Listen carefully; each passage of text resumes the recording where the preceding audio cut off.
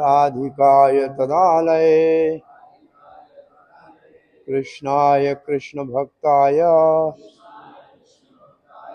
तद्भक्ताय नमो नमः। ओम नमो भगवते वासुदेवाय। ओम नमो भगवते वासुदेवाय। ओम नमो भगवते वासुदेवाय। कृष्णाय वासुदेवाय देवकी नंदनाय च नंदगोपकुमाराय गोविंदाय नमो नमः। तप्त कंचन गौरंगी राधे वृंदावनीश्वरी वृषभानुसुते देवी प्रणमामि हरिप्रियै। जय श्री कृष्ण चैतन्य प्रभु नित्यानंद श्री अद्वैत गदाधर शिवासादि गौर भक्त वृंदा। हरे कृष्णा कृष्ण कृष्णा हरे हरे हरे राम राम राम हरे हरे। जय जय श्री चैतन्य जय नित्यानंद जय अद्वैत चंद्र जय गौर भक्त वृंदा। जय जय श्री चैतन्य जय नित्यानंद जय अद्वैत चंद्र जय गौर भक्त वृंदा। जय जय श्री चैतन्य जय नित्यानंद जय अद्वैत चंद्र जय गौर भक्त वृंदा। जय गौर प्रेमानंदे। श्री राधा गोविंद धाम श्री राधा गोविंद मंदिर इस्कॉन अहमदाबाद में श्री राधा अष्टमी के उपलक्ष्य में करुणामयी राधा, कीर्ति कुमारी राधा, वृषभानु दुलारी राधा, बरसाने वाली राधा, दयामयी राधा के तत्व का श्री चैतन्य चरितमृत के अंतर्गत कविराज गोस्वामी ने जो श्री रूप रघुनाथ गोस्वामी से महाप्रभु के मुख से राधा महिमा को और उनकी प्रेम की सीमा को सुना था, उस तत्व का बोध कराने का जो ये 4 दिवसीय कार्यक्रम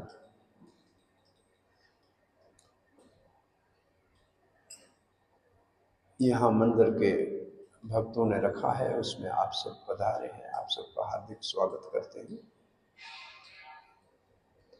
अब विषय ये चल रहा है कि पूर्ण पुरुषोत्तम भगवान श्री कृष्ण जो आत्मा राम है, आपत काम है, सर्व अवतारी है, शक्तिमान है,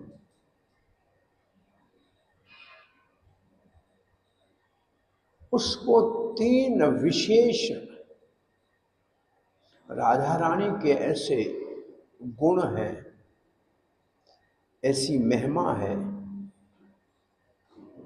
जो श्री कृष्ण रस आस्वादन करने में कृष्ण के रूप में असमर्थ है। कृष्ण लीला में वो उस चीज की अनुभूति नहीं कर पा रहे हैं। आश्चर्य है।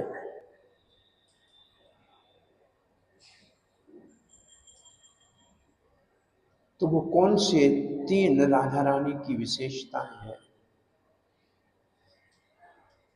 जो भगवान श्री कृष्ण जानना चाहते हैं और जिसके लिए उन्होंने गौर हरि पतित पावन कली पतित कलयुग में पतित पावन के रूप में गौर हरि के अवतार में प्रकट हुए हैं, जो यहाँ हमारे सामने चैतन्य महाप्रभु जो नित्यानंद के संग खड़े हैं।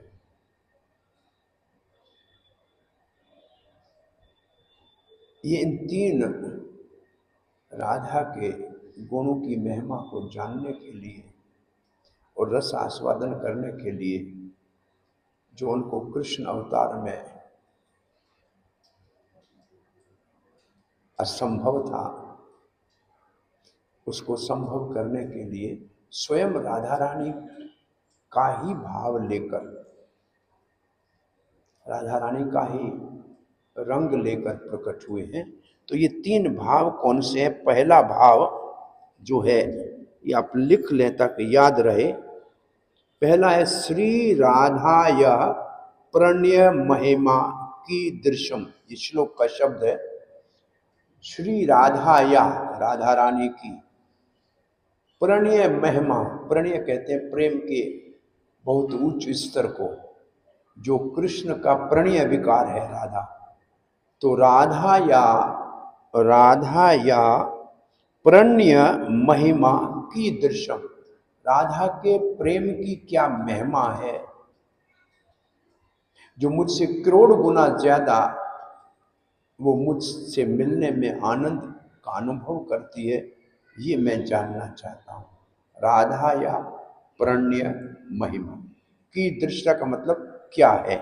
और दूसरा है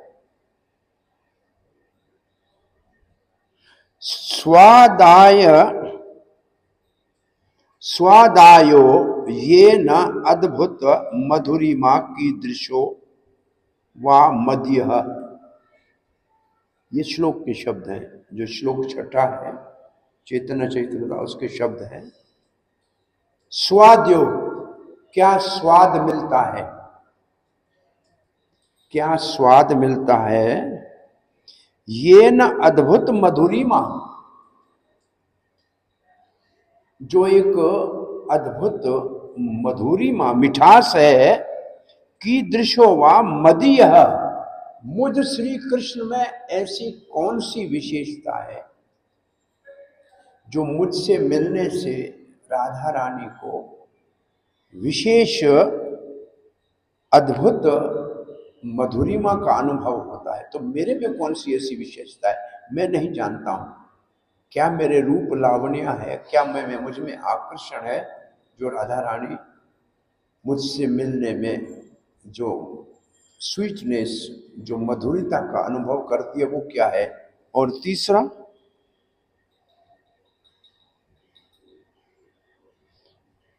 सौख्यम च अस्य मद अनुभवतः, सौख्यम च अस्य मद अनुभवतः, मद अनुभवतः, क्या आनंद, क्या सुख राधा रानी मेरी सुंदरता से प्राप्त करती है, उसको क्या सुख मिलता है, ये मैं नहीं जानता। तो हमने अभी तक चैतन्य चरितमृत से पहले कारण राधा के प्रेम की महिमा को सुना था। अब हम ये सुनने जा रहे हैं 137। एक सुन आरा लोभेरा प्रकारा, स्वमाधुर्य देखी कृष्ण करे न विचारा। अब दूसरा कारण ये है, इस प्रकार है, कृष्ण के अंदर एक और लोभ है। तीन लोभ कृष्ण में उत्पन्न हुए हैं, जो परिपूर्ण है उसमें लोभ उत्पन्न हुए हैं। ये दूसरा लोभ क्या है? स्व मतलब श्री कृष्ण की अपनी माधुर्य उसके अंदर ऐसी कौन सी माधुर्य है, ऐसी कौन सी मिठास है, ऐसी कौन सी स्वीटनेस है। कृष्ण करे ना विचार, विचार कर रहा है क्या है ऐसा मुझ में जो सभी मुझ में आकर्षित है, कारण क्या है, राधा रानी को क्या क्या मुझ में दिखता है, इसलिए वो। तो ये श्लोक का अर्थ हुआ। अब आगे लिखा है, अद्भुत अनंत पूर्ण मोरा मधुरिमा त्रिजगत इहारा केह नाही पाए सीमा।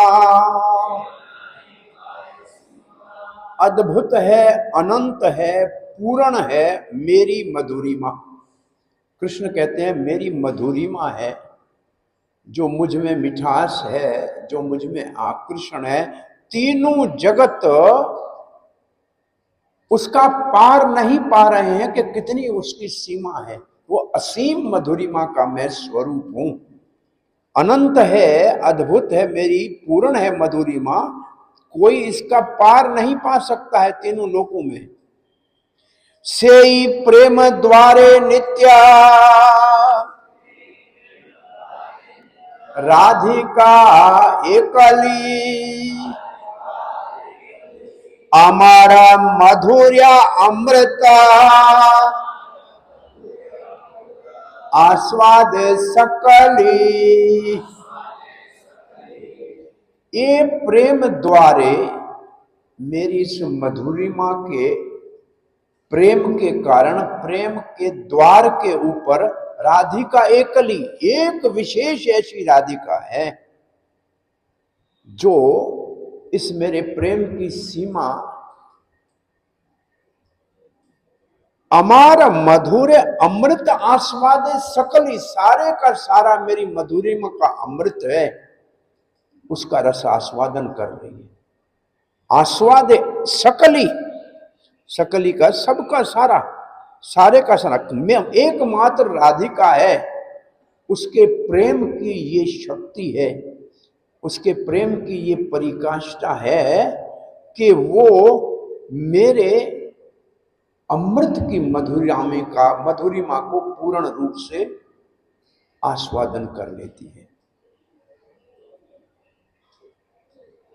यद्यपि निर्मल राधारा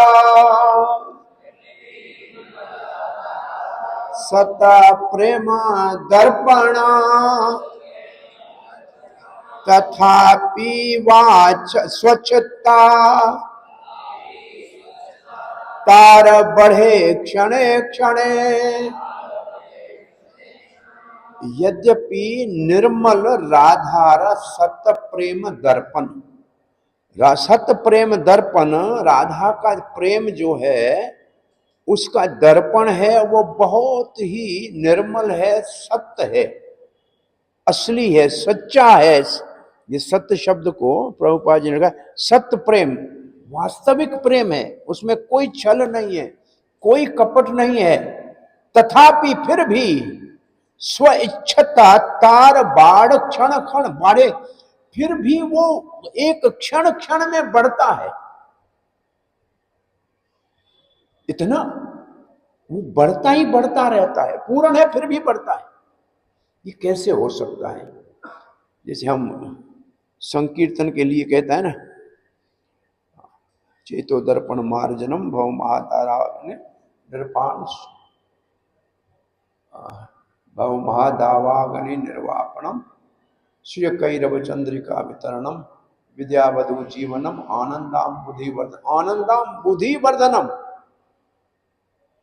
एकदम उसको बढ़ाता ही बढ़ाता रहता है, कोई सीमा नहीं है, इतना बढ़ता रहता है, एक क्षण क्षण में बढ़ता रहता है। हमारा माधुर्य नहीं बढ़ीते अवकाशे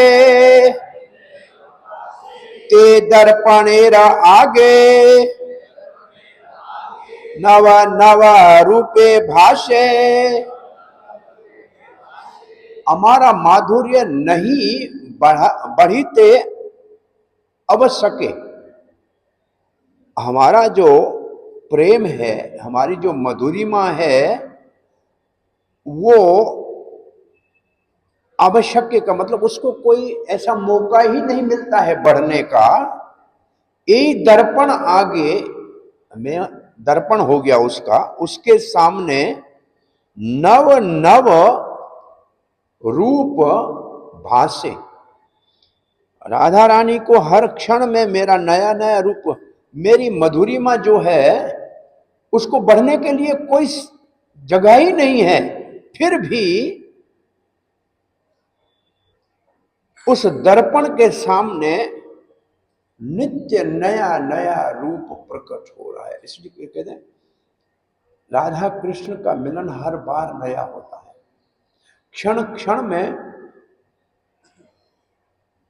नवीन होता है, नित्य न्यूतन, एक शब्द है नित्य न्यूतन, सदा ही नया होता है और बढ़ने के लिए कोई सीमा नहीं है, फिर भी बढ़ता रहता है।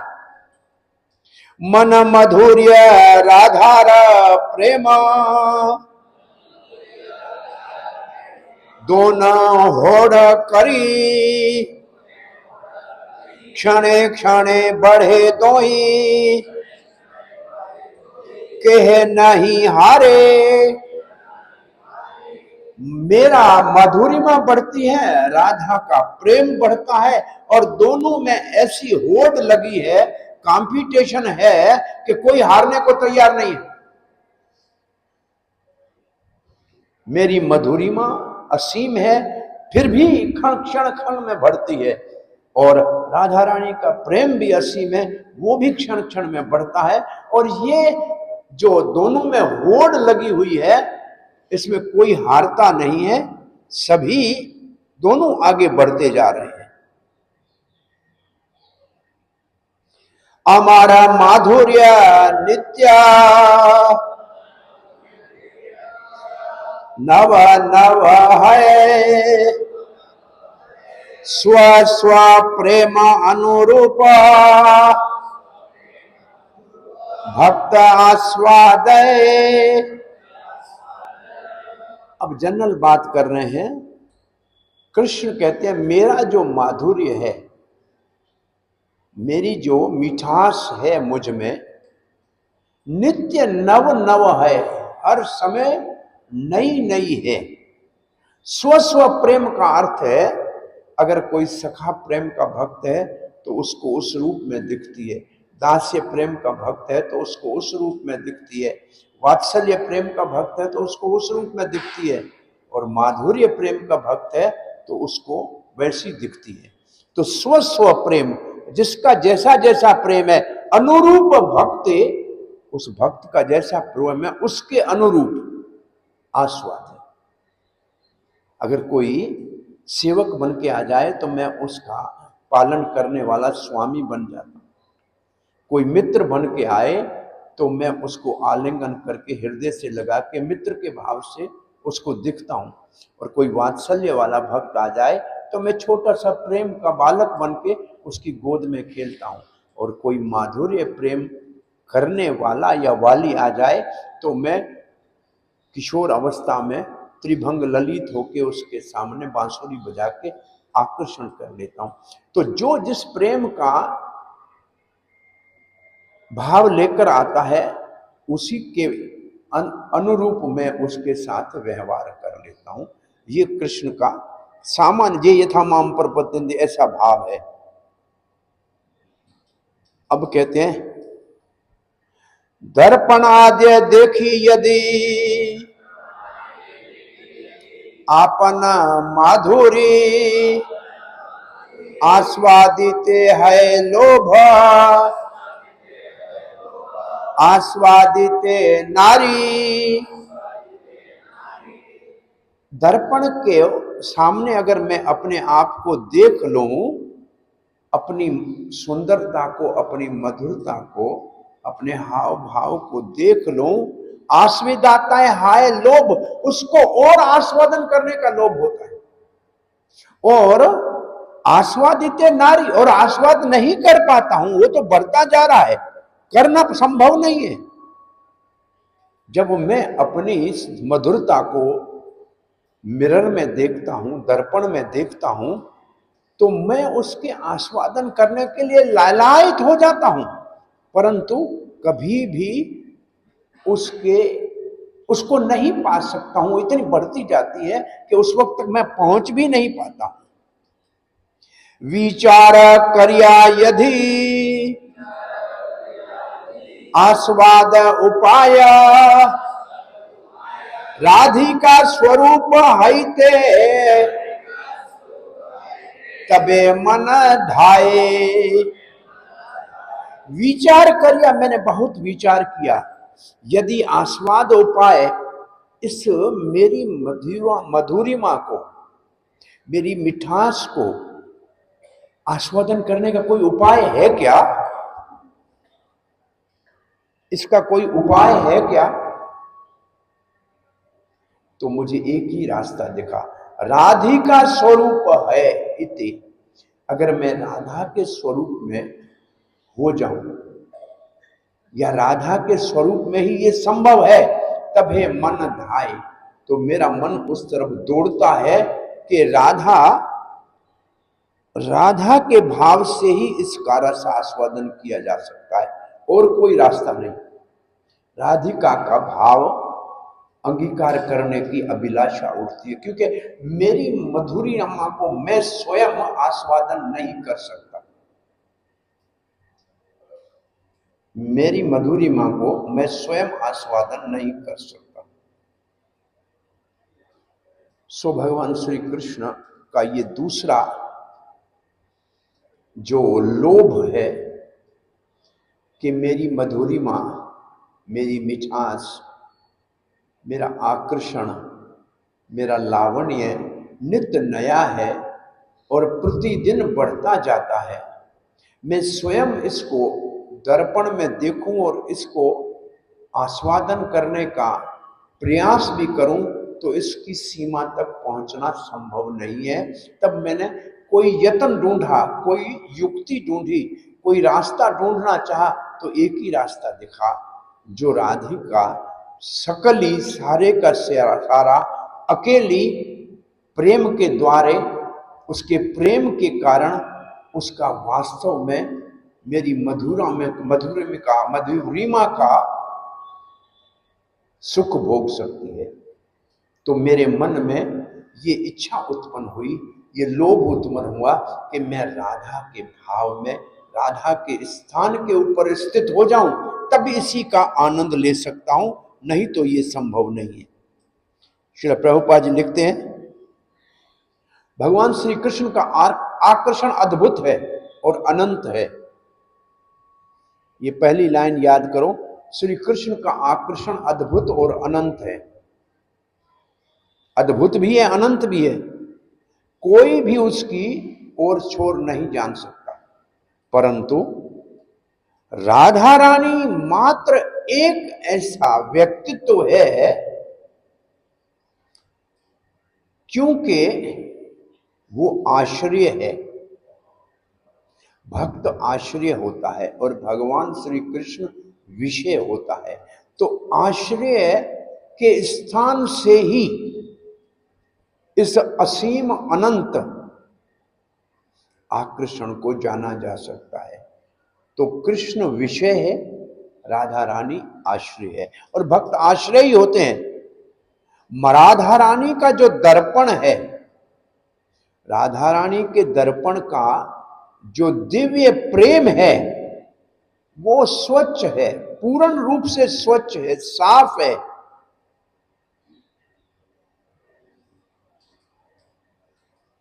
और कृष्ण को समझने के लिए वो और शुद्ध और शुद्धतम और शुद्धतर और शुद्धतम स्थिति में, दिव्य स्थिति में है।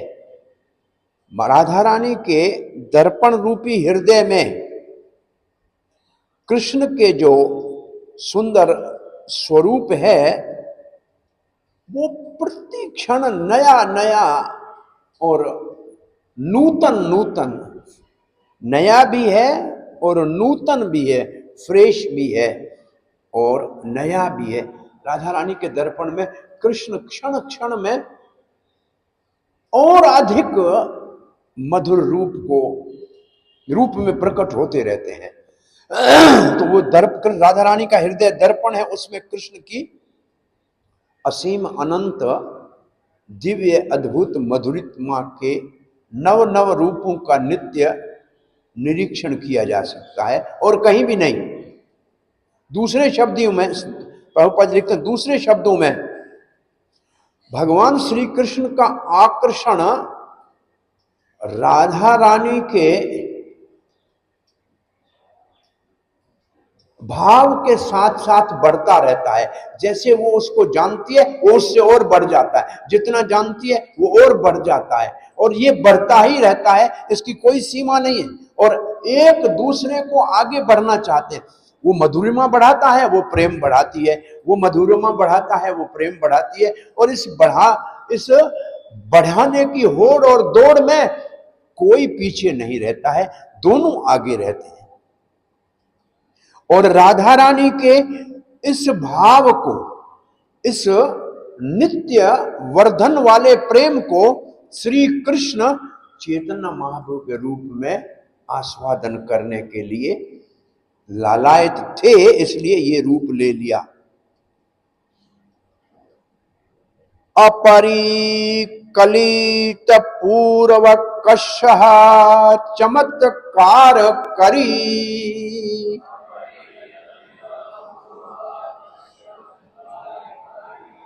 अपरिकलित, पहले कोई अनुभव नहीं था। अपरिकलित पूर्व कस चमत्कार करी,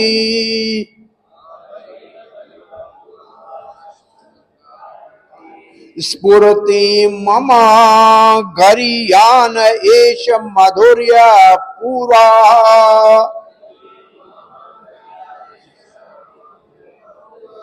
अयम अहम अपि हंत प्रेक्ष यम लुब्ध चेता,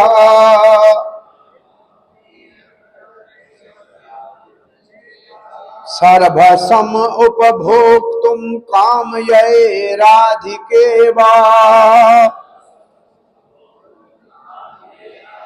जो पहला शब्द है अपरिकलित, मतलब कभी उसका पहले अनुभव नहीं है, अभ्यास नहीं है, एक्सपीरियंस नहीं है।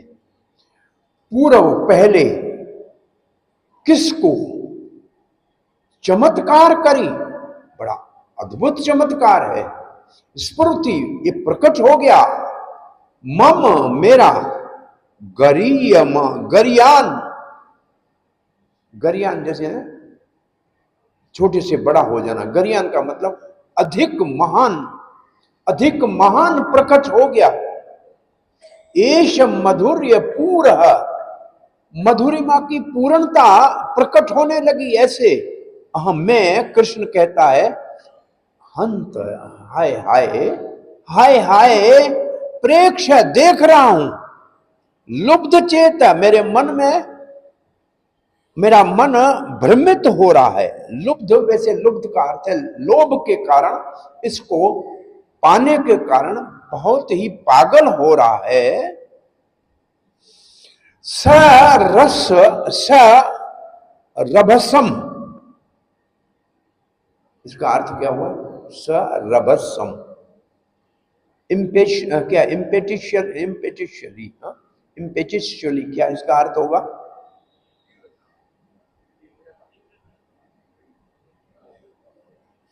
राधा के समान उसका भोग करने की, क्या इम्पेचिशुअली का अर्थ क्या है? तीव्रता से उसको भोगने की इच्छा उत्पन्न हो रही है। मुझसे ज्यादा और कौन मधुरता को महान रूप से प्रकट कर सकता है? उसका कभी पहले अनुभव किया ही नहीं है। वो सबको आश्चर्य में डाल सकती है। हाय, मेरा अपना मन भी भ्रमित हो रहा है इस सुंदरता को देखने के लिए। मुझे बड़ी तीव्र इच्छा है राधा रानी की तरह इसका रस आस्वादन करने की। स्वयं कृष्ण, राधा को जो कृष्ण से मिलने में सुख मिलता है, कृष्ण के अंदर जो अनंत आकर्षण है, उसके प्रति आनंद मिलता है, इसको वो कृष्ण ही रस आस्वादन करना चाहते हैं। इससे हम भक्तों को यहाँ क्या सोचना चाहिए, इतना कृष्ण में आकर्षण है तो हमारे को भी कृष्ण की ओर आकर्षित होना चाहिए ना। ये कृष्ण अपने आकर्षण की बात कर रहे हैं कि मैं कितना आकर्षित हूं, उसके बारे में मैं ही नहीं जान सकता। तो कृष्ण विषय हमारे आकर्षण का भी तो होना चाहिए। इससे ऐसे लगता है कि कृष्ण ऐसे महाचुंबक है, कोई भी लोहे का जरा कहीं भी पड़ा हो, अपने आप कृष्ण को जाके चपक जाएगा। और हम सारे आश्रय हैं उस प्रेम के, आधार हैं, एबोर्ड ऑफ, आश्रय कहते हैं abode of that love. Abode का मतलब उस प्रेम के धाम है, और कृष्ण उस प्रेम का विषय है। तो धाम को क्या आनंद मिलता है वो विषय नहीं जानता, आश्रय विषय को जो आनंद मिलता है वो नहीं जानता है। ये तो कृष्ण इतना आकर्षण है, महान चुंबक की तरह है, हम सब उसी का अंश, उसके प्रेम के आश्रय हैं, तो उसको जाके चपक क्यों नहीं जाते। तो फिर कृष्ण के आकर्षण में तो कोई कमी नहीं है, वो नित्य नूतन आगे बढ़ रहा है, हम क्यों नहीं चपक रहे हैं, क्योंकि हमारे ऊपर जंग लगा हुआ है। जंग लगा हुआ लोहे की पिन चुंबक को नहीं चपकती। चुंबक में लोहा लगा हो, लोहे में जंग लगा हो तो चुंबक के ऊपर रखो तो भी नहीं चपकेगा। तो कृष्ण के आकर्षण में कोई कमी नहीं है, परंतु हमारे ऊपर जंग लगा हुआ है। तो अब क्या करना चाहिए कि हम कृष्ण की मधुरिमा की ओर आकर्षित हो जाएं, अपने आप चपक जाएं उसके चरणों में। जैसे धूल के कण चरणों में चलते हुए चपक जाते हैं, ऐसे एक छोटा धूल का कण बन के उसके चरणों में चपक जाएं। जैसे चैतन्य महाप्रभु गाते हैं, ऐ धूली सदर्शम विचंतय, आपके चरणों की धूली बन, युगायतम निमिषेण चक्षुषा प्राय शून्यायतम जगत सर्वम गोविंद ग्रहणे में आश्लेष पादृतान पुनश्चो माम मर्म। कब ऐसा हम में आकर्षण हो कि भगवान के चरणों के आकर्षण से एक कण बनकर उस धूली उसमें चपक जाए। इसलिए करना क्या पड़ेगा, जंग उतारना पड़ेगा, कट उतारना पड़ेगा। कट उतारने के लिए रेगमाल सैंड पेपर लेना पड़ेगा, लेकिन सैंड पेपर को भी जंग आलूद जंग वाले लोहे के टुकड़े पे रखो तो अपने आप नहीं उतारेगा, कोई घिसने वाला चाहिए। जब कोई घिसने वाला होगा तो लोहे से जंग उतर जाएगा, फिर लोहे को किसी की जरूरत नहीं, अपने आप जाके चपक जाएगा चुंबक में। तो चेतो दर्पण मार्चन, ये जो श्री कृष्ण संकीर्तन है, ये रेगमाल का काम करता है। ये हमारे हृदय रूपी दर्पण के ऊपर लगे हुए जंग को, मिट्टी को धो के साफ कर देता है। लेकिन ये संकीर्तन करने वाला कौन होना चाहिए, तब कहा तृणा तभी सुनीचे न तरोरपि सहिष्णु न अमानी न मान दे न कीर्तन ये सदा हरि। उसके मुख से कीर्तन सुने जो निम्रता की मूर्ति हो, सहनशीलता का स्वरूप हो, अमानिता का अद्भुत रूप हो और सबको मान देने में महान हो। उसके मुख का कीर्तन हृदय को पवित्र करने के लिए सबसे शक्तिशाली साधन है। कीर्तन करने को तो बहुत कलाकार कीर्तन करते हैं, लेकिन किसी का हृदय साफ नहीं होता। प्रभुपाद जी के कीर्तन से लाखों विदेशियों के हृदय का मैल उतर गया। जंग उधर गया। और प्रभुपाद जी कहते अगर इनके हृदय में कृष्ण प्रेम नहीं होता तो मेरे कीर्तन और कथा से ये कृष्ण में आकर्षण ही कैसे होते। इसका मतलब इनके हृदय में प्रेम था, जंग लगा हुआ था। ये तो वो लोहे के टुकड़े थे जिसमें जंग लगा हुआ था। मैंने कुछ नहीं किया, मैंने जंग उतारा और ये अपने आप कृष्ण में आकर्षण हो गए। तो ये जो संकीर्तन करने वाले के गुण हैं, ये गुण भक्त के अंदर होंगे तब संकीर्तन प्रभावशाली होगा। जंग उतारने में, लोगों के हृदय को साफ करने के लिए निम्रता होनी चाहिए, बहुत निम्रता होनी चाहिए। अपने आप को बहुत ही एक छोटा सेवक समझना चाहिए। कोई छोटा बनना चाहे तो इतना छोटा बनना चाहिए। जैसे महात्मा उदाहरण देते थे कि एक छोटी छोटी सी प्रसाद के डब्बे में अगर बैठ जाए तो यहाँ से वृंदावन हमारे साथ मुफ्त में चली जाएगी।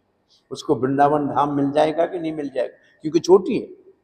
वो छोटी बन गई तो उसको कोई वृंदावन धाम पहुंचा देगा, भगवान के चरणों तक पहुंच जाएगी। और मंदिर में ले जाके किसी को प्रसाद बांटे, वहां से उतर के सीधी जाके कृष्ण बलराम के चरणों तक पहुंच सकती, कि वो छोटी बन गई है। तो जीवन में निम्रता बहुत बड़ी चीज है, और जिसमें गुण होते हैं वही निम्रता है। जिस पेड़ में फल होते हैं वही झुकता है। तृणादपि सुनिचेन, तृण से भी ज्यादा अपने आप को निमर बना ले। प्रभुपाद जी हाथ जोड़ के बड़े बड़े उद्योगकारियों को मिलते थे तो हाथ जोड़ के तिनका मुंह में डाल के कहते मैं तो सेवक हूं, भगवान महान है, उसकी सेवा के लिए आपके सहयोग की जरूरत है। अपना इतना नीचा तृण मुंह में डाल के हाथ जोड़ के प्रार्थना करना, ये निम्रता की, उनकी निम्रता का सूचक है। और कहीं कहीं कहते भाई हम तो भिखारी हैं, हम तो भिखारी हैं, ऐसे कहते हमारे पास कुछ भी नहीं है, वी आर पुअर बेगर्स। वो जमीन के लिए सौदा करने गए, साथ में अम्बरीश जो है फोर्ड का बेटा था, तो उसका इंट्रोडक्शन कराया कि ये फोर्ड का बेटा। तो उसके सामने वाले ने समझा कि ये तो बड़े धनी लोग हैं, तो प्रभुपाद ने कहा नहीं, हम भिखारी हैं, वी आर बेगर्स,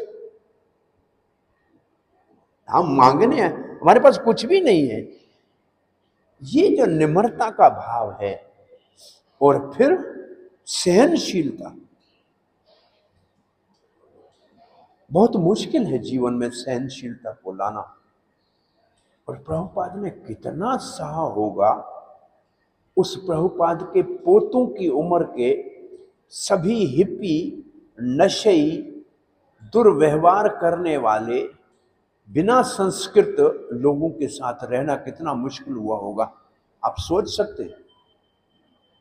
हम तो कोई ऐसा पागल जैसा नशई कोई इधर आए तो हम तो हले भाग भाग भाग करते हैं, उसको देखना पसंद नहीं करते। और प्रभुपाद उनके साथ रह रहे थे, कितना कितना उन्होंने सहनशीलता उनकी की क्या सीमा होगी। ऐसे लोगों के साथ रहा जा सकता है क्या? हाँ, जिनका न कोई सभ्यता हो, न कोई संस्कार हो, न कोई आचार हो, न कोई अच्छा गुण दिखे नहीं, बस एक गुण दिखा, कीर्तन में वो आ जाते थे। तो कितनी बड़ी सहनशीलता प्रभुपाद जी को। वो खाने के बाद बर्तन ऐसे छोड़ के जाते थे और प्रभुपाद उन बर्तन को उठा के धोते थे। ऐसा दुनिया में कोई आज तक गुरु हुआ ही नहीं है जिन्होंने अपने शिशु के लिए भोजन बनाया हो, पिता की माता की तरह उनको खाना सिखाया हो, उठना सिखाया हो, कपड़े पहनना सिखाया हो, बोलना सिखाया हो। ऐसा गुरु दुनिया में हुआ नहीं है। ऐसे तो से बड़े बहुत गुरु दुनिया में मिल जाएंगे, लेकिन प्रभुपाद जैसा जो निम्रता और सहनशीलता की मूर्ति और मन की अभिलाषा नहीं, लेकिन सबको सम्मान, उनको सम्मान दे रहे हैं। तब उनके मुख से निकला हुआ हरि नाम हृदय के ऊपर जमे हुए कट को, उस जंग को, उस मैल को तुरंत धो देता है और वो जीव कृष्ण चुंबक की ओर अपने आप आकर्षण हो जाता है। तो ये कृष्ण बहुत बड़े आकर्षण हैं। और ये जो श्लोक हमने पढ़ा, ये ललित माधव में श्रील रूप गोस्वामी ने लिखा है और ये श्रील रूप गोस्वामी का भाव है। कृष्ण की मधुरिमा को यहां वर्णन किया है। अब हम ये श्लोक पढ़ रहे हैं। कृष्ण माधुर्य एक स्वाभाविकी बल, कृष्ण आदि नर नारी कराए चंचला। कृष्ण मधुर्य एक स्वाभाविक बल, कृष्ण के मधुरिमा का एक स्वभावगत शक्ति है, इतना शक्तिशाली है। कृष्ण आदि नर नारी करे चंचल। ये कृष्ण आदि नर नारी, कृष्ण भगवान श्री कृष्ण आदि, शुरू से, उस आरंभ से नर नारी दोनों को चंचल कर देता है। चंचल का मतलब है वो एक जगह रुक नहीं पाते, स्थिर नहीं हो सकते हैं। उस मधुरिमा की बल के कारण वो विह्वल हो जाते हैं। इतनी शक्ति है। सबके हृदय में, स्त्री हो या पुरुष हो, और औरों को नहीं, स्वयं कृष्ण को भी विह्वल कर देते हैं। ये बड़ी बात है। कृष्ण की मधुरिमा का बल कृष्ण के साथ सब नर नारी को विह्वल कर देता है, चंचल कर देता है। उनके हृदय धक धक करने लगते हैं कि ये मिल जाए, ये मिल जाए, ये मिल जाए।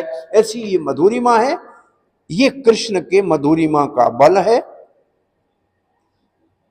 श्रवणे दर्शने आकर्षे सर्व मना आपना आस्वादिते कृष्ण करे न यतना। सुनना कृष्ण की इस मधुरिमा के बारे, उसका दर्शन करना।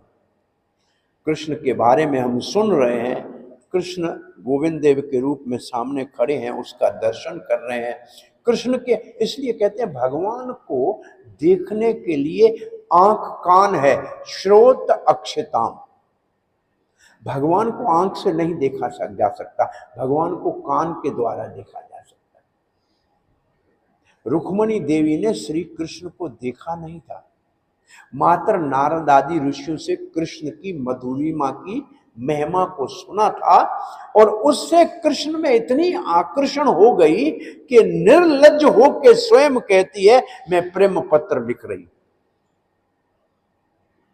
और एक ब्राह्मण को वो पत्र देके द्वारका भेज दिया। सिखाया, हमारे लिए शिक्षा क्या है? कृष्ण की कथा ऐसे सुनते सुनते ब्राह्मण हमारे लिए गुरुदेव होता है। उसके हाथ से कृष्ण को पत्र लिखते हैं कि हमें अपनी सेवा में लगाओ, हमें स्वीकार करो। तो इसका मतलब जब हम भगवत कथा सुने तो हमको कृष्ण को पाने के लिए लालायत होना चाहिए और हम सीधा नहीं जा सकते हैं। इसलिए गुरु पंडित उसके माध्यम से कृष्ण को पत्र लिखना चाहिए कि हमें स्वीकार करो। तो ये इस सिद्धांत का सार है।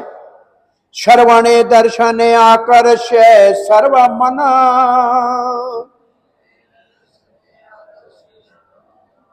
सुनने से, देखने से सबके मन को कृष्ण आकर्षण करता है। जैसे एक बात आज याद कर लीजिए, हमारा मन श्री कृष्ण की विभूति है। एक गीता में लिखा है इंद्रियाणाम मनश्चास्मि। और गीता में कृष्ण ने कहा है आपका मन मुझे दे दो, मई अर्पित मनो बुद्धि। इसका उदाहरण सिर्फ हमारे पास एक है, अर्जुन, जिसने अपने रथ की लगाम, जो जीवन इस शरीर में मन है, कृष्ण के हाथ में दे दिया। एक अर्जुन ऐसा उदाहरण है जिसने अपने मन रूपी लगाम को कृष्ण के हवाले कर दिया। और दूसरे कृष्ण को मन देने वाली गोपियां हैं जिन्होंने अपना मन कृष्ण को दे दिया। तो बात मैं ये बताना चाह रहा हूं कि मन क्योंकि कृष्ण की विभूति है, वो कहीं भी टिकाने का प्रयास करो, किसी को भी देने का प्रयास करो, कहीं टिकेगा नहीं, कोई लेगा नहीं। वो जिसका है उसके चरणों में जाके विश्राम करेगा। ये प्रकृति का नियम है। आप पत्थर है, मिट्टी है, उठा के कहीं भी फेंको, वापस धरती पे आएगी, क्योंकि धरती का अंश है। पानी कहीं भी गिराओ समुद्र में जाएगा, क्योंकि समुद्र का अंश है। आग कहीं भी जलाओ उसकी लौ ऊपर जाएगी, वो सूर्य का अंश है। ऐसे मन मात्र कृष्ण के चरणों में लगेगा, वही विश्राम पाएगा और कहीं नहीं टिकेगा। एक शरीर से दूसरे शरीर में ले जाके भटकाता रहेगा, लेकिन कभी एक जगह टिकेगा नहीं, भटकेगा, टिकेगा नहीं। इसलिए भक्ति के साधन में एक ही साधन है, ये न के न प्रकारेण मन कृष्ण पधारणे। कैसा भी करके मन को कृष्ण के चरणों में लगाओ। और यहां कृष्ण कह रहे हैं, मेरे दर्शन से, मेरी कथा के श्रवण से, मेरे आकर्षण के कारण सबका मन मुझ में लग जाता है। आपन आस्वादिते कृष्ण करे न यतन। बोला सबका मन मुझ में लगता है, तो मैं तो देखूं मुझ में क्या आकर्षण है। उसके लिए कृष्ण यत्न करते हैं, बहुत बड़े सावधानी से प्रयास करते हैं। प्रयत्न और यत्न दो शब्द हैं। प्रयत्मानद यतमानस्ते, गीता का श्लोक है। जब हमको भक्ति आधी रह जाए और दूसरा चांस मिले, ये 6ठे अध्याय का श्लोक है, अथवा योगी नाम एव कुले भवती धीमताम।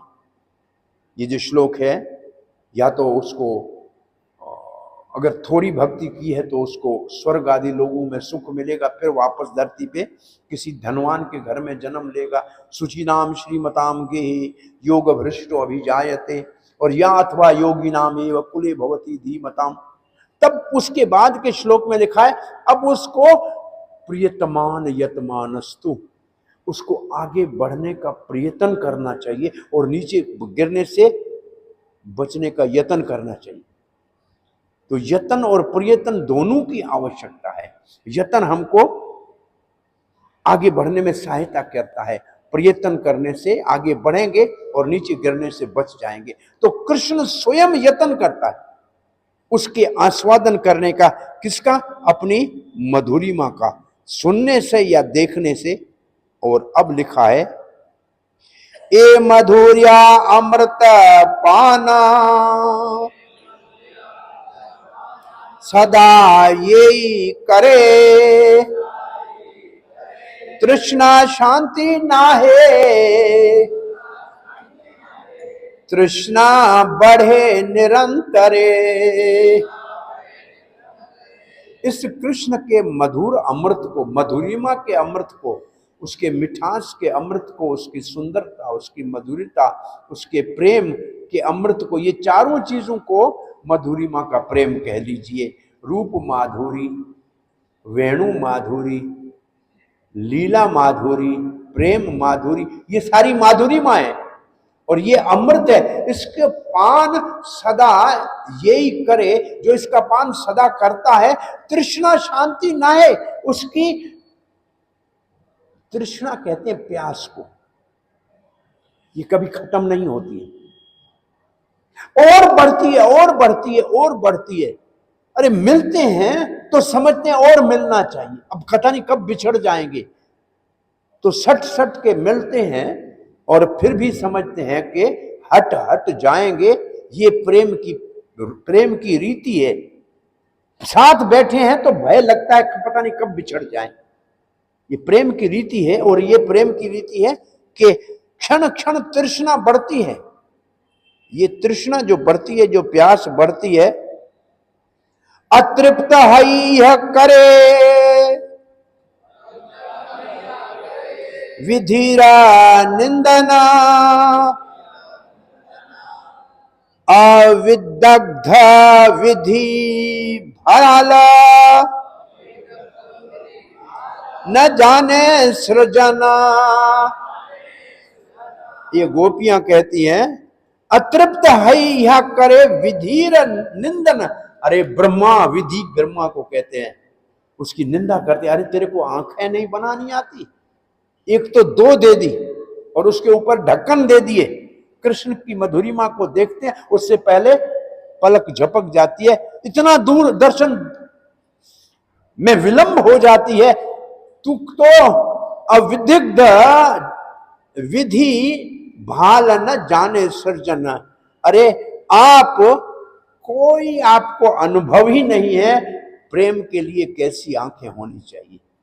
भगवान जगन्नाथ की आंखें बिना पलकों के है, खुली हुई है, सबको सदा देखते रहते हैं। चक्का डोला कहते हैं ओडिशा में, चक्का डोला, उसकी आंखें सदा खुली हैं, हर समय सबको देखते रहते हैं। नहीं तो पलकों वाली आंखें। तो ब्रह्मा जी को जब ये शिकायत की तो ब्रह्मा ने कहा कि मैं क्या करूं। भगवान ने कहा मैं दिखाता हूं, आंखें देखो कैसे खुली हुई होती हैं, कभी बंद ही नहीं करता हूं। जो भक्त आए उसको मैं देख लेता हूं, कहीं से भी आए, कोना भी नहीं है आपका, इतनी गोल गोल चक्का डोला बनी हुई है। तो विधि को हमारी अतृप्ति का पता नहीं है, दो आंखें दी, उसके ऊपर भी पलकें दी, उसको तो सृष्टि करना ही नहीं आता है। ये गोपियों का भाव है, गोपियों ने ऐसे कहा है। कोटि नेत्र नाही दिला सबे दिला दो तहाते निमिषा कृष्ण की देखी बा मोई। अरे 100 नेत्र देना चाहिए था, जितने रोम है उतने नेत्र चाहिए। रूप गोस्वामी कहते हैं कोटि करण दे दो आपकी कथा सुनने के लिए, और कोटि कोटि जीवा दे दो आपकी कीर्तन करने के लिए। देखने की बात नहीं कर रहे हैं, सुनने के लिए करोड़ कान चाहिए, और बोलने के लिए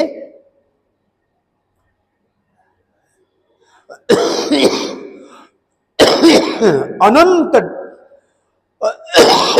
रसना चाहिए। रस आस्वादन करने के लिए कृष्ण की मिठास का करोड़ों रसना, जीभा भी कम है। और यहां गोपियां कहती हैं कृष्ण के दर्शन के लिए सबको केवल 2 आंखें दी, उसके ऊपर निमिष रख दिया। कृष्ण को देखे कैसे?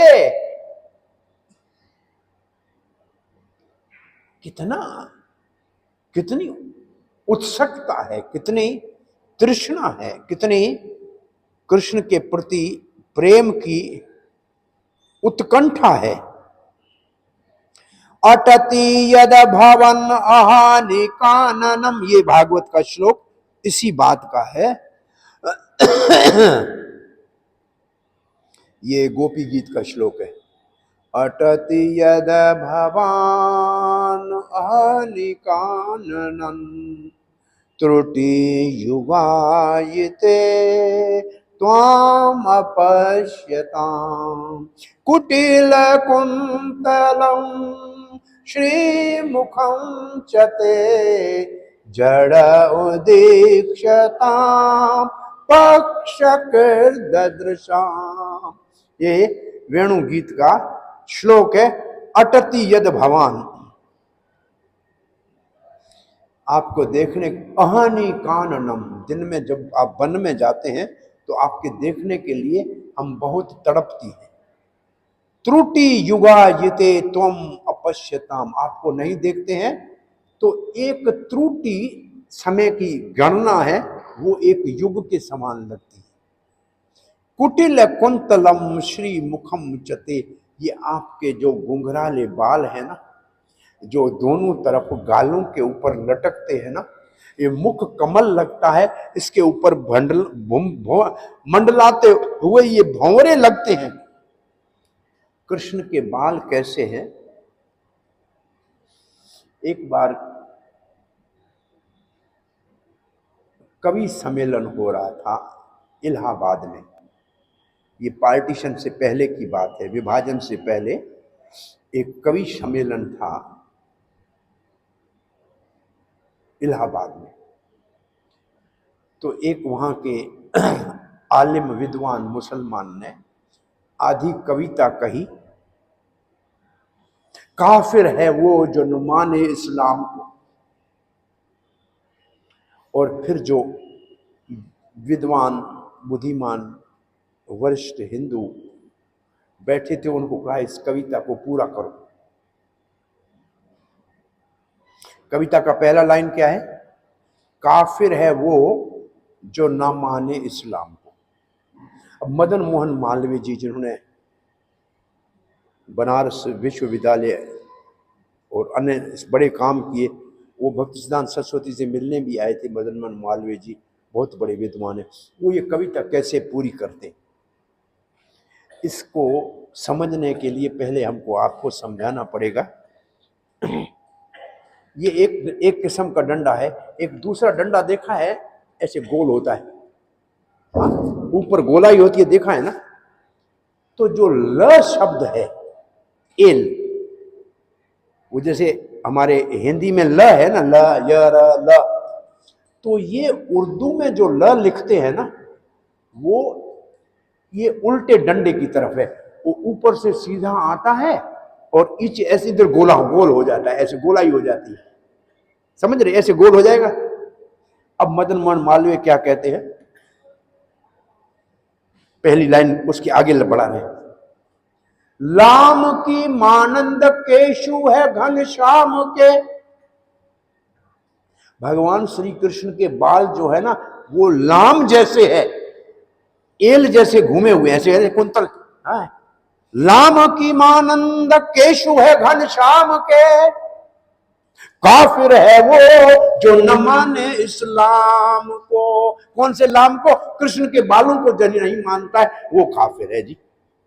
कृष्ण के बाल ऐसे घुंघराले लाल लाम जैसे है, तो काफिर है वो जो न माने इस्लाम को, का मतलब कृष्ण के बालों को जो न मानता है वो काफिर है। तो वो जमाना था, बड़ा अच्छा लगा सबको के कैसे कविता को पूरा किया है, सुंदर कृष्ण के रूप का वर्णन कर लिया। तो यहां वो बात लिखी है, कुटिल कुंतलम श्री मुखम चते।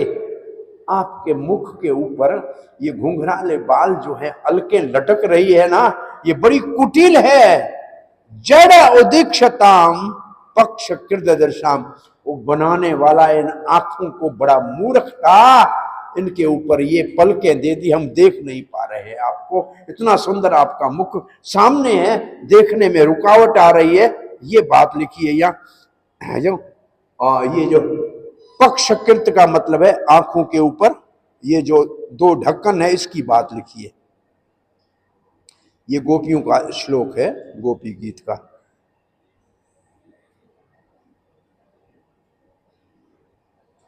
ये एक और श्लोक है, इसको पढ़ें कि आगे चलें।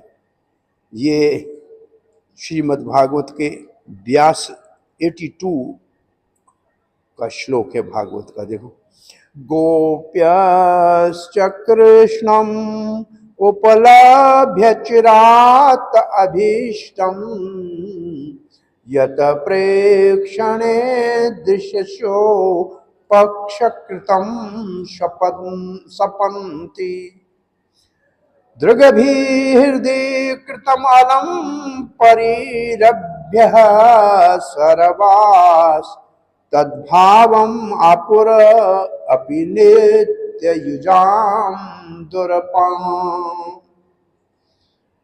गोपियां क्या लिखा है, ऐसे देख लेते हैं इसको। कुरुक्षेत्र में गोपियों ने बहुत समय के बाद भगवान श्री कृष्ण को सूर्य ग्रहण के समय देखा और अपने हृदय में उसका आलिंगन किया। आंखों के द्वारा श्री कृष्ण को अपने हृदय में ले गई और उसका आलिंगन किया। उनको आनंद मिला, अति आनंद मिला, जो योगियों को कभी नहीं मिलता है ध्यान में। उस समय भी गोपियों ने ब्रह्मा को श्राप दिया कि आपने आंखें दो और उसके ऊपर पलकें क्यों बनाई है। तो 2 श्लोक भागवत से कविराज ने उद्धृत किए हैं कि 2 आंखों से भगवान का दर्शन होना मुश्किल है, इसलिए घंटों भर बैठ के दर्शन करना चाहिए। जितनी बार पलकें झपती हैं उतनी बार जो कमी होती है उसको पूरा करना चाहिए, ऐसे भागते हुए नहीं जाना चाहिए। भगवान के चरणों से लेकर मुख तक हर एक चीज को बारीकी से देखना चाहिए, ये भगवान के दर्शन के लिए बहुत जरूरी है। और अब ये देखिए, कृष्णावलोकन वाना नेत्र सॉरी कृष्ण अवलोकन बिना नेत्र फल नहीं आना, ये जने कृष्ण देखे से ही भाग्यवान। कृष्ण अवलोकन बिना, कृष्ण के दर्शन किए बिना नेत्र फल नहीं आन, और कोई इन आंखों का फल नहीं है, किसी काम की नहीं है। ये जन कृष्ण देखे, जो भगवान श्री कृष्ण को देखेंगे या देखते हैं वो भाग्यवान है। एक शब्द भाग्यवान को ध्यान से याद रखना, धनवान को भाग्यवान नहीं कहते, उसको धनवान कहते हैं। जिसके पास धन है वो धनवान, जिसके पास विद्या है वो विद्यावान। किसी को भाग्यवान नहीं कहते, भाग्यवान उसको कहते हैं जो ये कृष्ण देखे से ही भाग्यवान। जो कृष्ण को देखता है वो भगवान को देखता है वो भाग्यवान है। और भाग्यवान कोई कैसे बनता है? गुरु कृष्ण प्रसादे पाए भक्ति लता बीज, ब्रह्मांड ब्रह्मेते कोई भाग्यवान जीव। भाग्यवान वो है जिसको गुरु से कृष्ण नाम का प्रसाद मिला है और कृष्ण को नित्य देखने के लिए सुंदर विग्रह उसको मंदिर मिला है, वही भाग्यवान है। आंखों का और कोई काम नहीं है, मात्र भगवान का दर्शन करना चाहिए। फिर एक भागवत का श्लोक आया, अक्षमताम फलम विदम न परम विदम। हम नहीं जानते आंखों का और क्या फल हो सकता है। सख्य पशुन अनुविवरस्यो वयस्यैहि वक्त्रम ब्रजेश सुतयो अनुवर्णे जुष्टाम। ब्रजेश सुत नंद नंदन के वो जो है उसका दर्शन करना, यही न निपतितम अनुरक्त कटाक्ष मोक्षम। बड़ा अच्छा भाव है, किसने कहा है ये?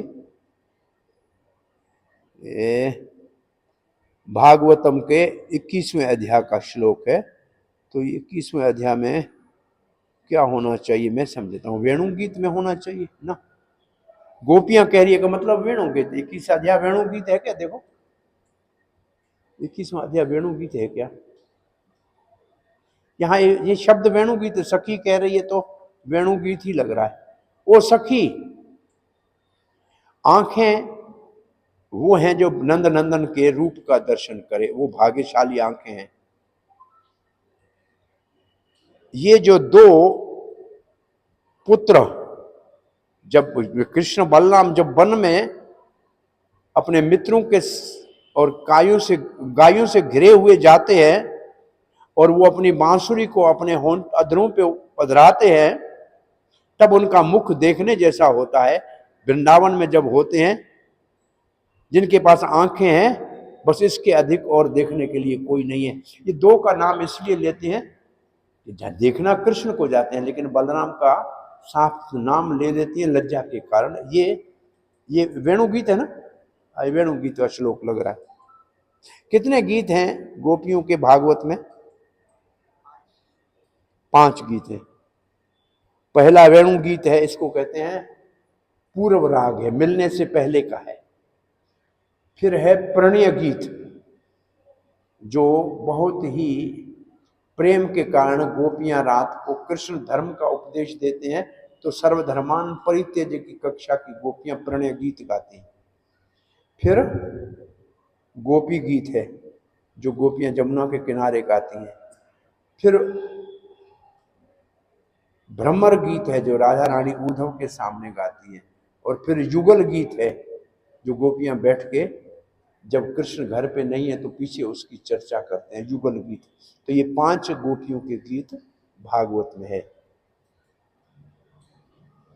एक और श्लोक भागवत का आया है, गोप्यस्तप किम चरन यद अमोष्य रूपम लावण्य सरम अस्मोर्धवम अन्य सिद्धम दीर्घभिः पीबन्ति अनुस्वभवी नवम दुरापतम एकांत धाम यशस्य श्रिय ऐश्वरस्य। ये पहले पढ़े होते तो एक एक शब्द को कहना अच्छा लगता है। मथुरा की स्त्रियां कह रही हैं, क्या गोपियों ने तपस्या की थी, उनकी आंखें सदा कृष्ण के रूप का अमृत पीने का सौभाग्य पाती हैं, और ये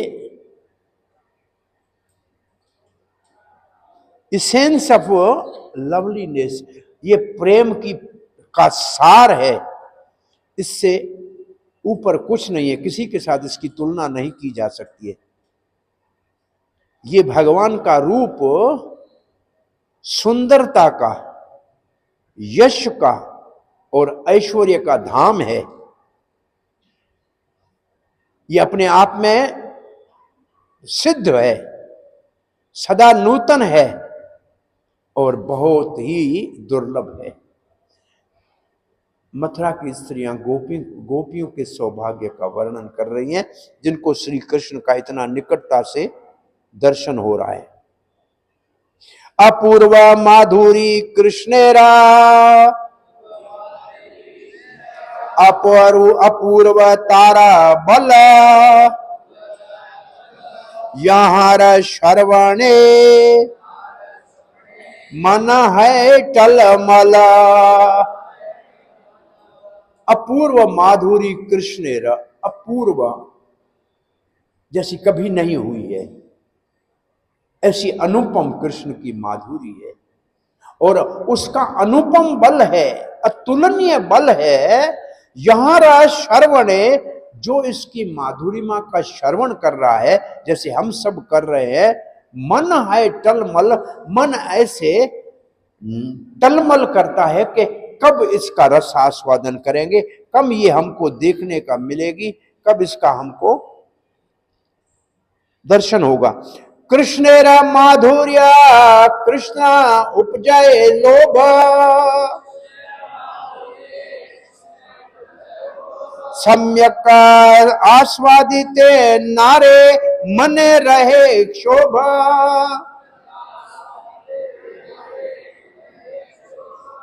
तो भगवान श्री कृष्ण की इस अपूर्व अनुपम मधुरिमा का कृष्ण के हृदय में लोभ उत्पन्न हुआ, और कृष्ण इसको आस्वादन नहीं कर पा रहा था, इसलिए मन में क्षोभ भी हो रहा था।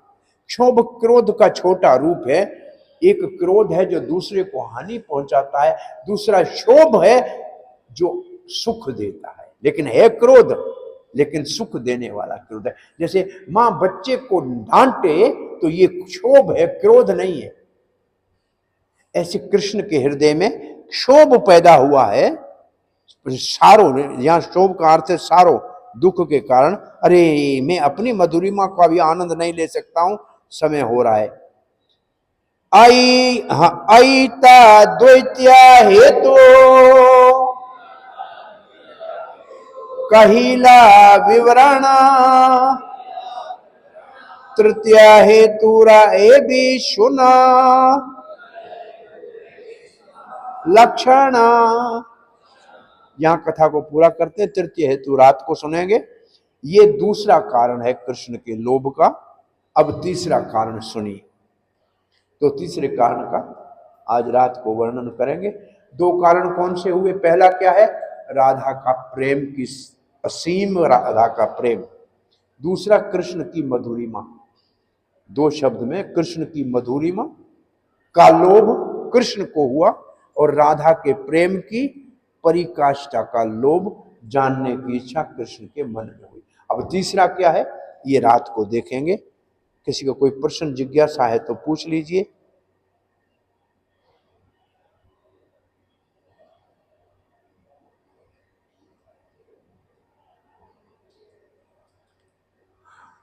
और 160 तक पहुंच के 30 तकरीबन 28-30 श्लोक हमने पढ़े। 1 घंटा नौकरी हो गई पूरी। हाँ ठीक, 1 घंटा 9 मिनट हो गई ना, 9 मिनट। नौकरी घंटा पूरी होनी चाहिए, लेट आए तो भी नौकरी पूरी करनी चाहिए। कोई प्रश्न जिज्ञासा है? प्रैक्टिकली हमने क्या सीखा कि हमारे भगवान के विग्रह को देखने के लिए उसमें उस मधुरिमा को ढूंढने का प्रयास करो। जब कृष्ण ही उससे संतुष्ट नहीं हो रहे तो हम कैसे तृप्त हो जाते हैं? तो ये कैसे हमारे मन में बैठ जाए, देखें और आंखें बंद करने से दिख जाए। हमने कल कहा था भगवान को के चरण कमल अपने हृदय में धारण करने का अभ्यास करो। हर समय ऐसे आंखें बंद करो तो चरण कमल दिख जाए। इतना भी नहीं, चरण कमल में जो चिन्ह है,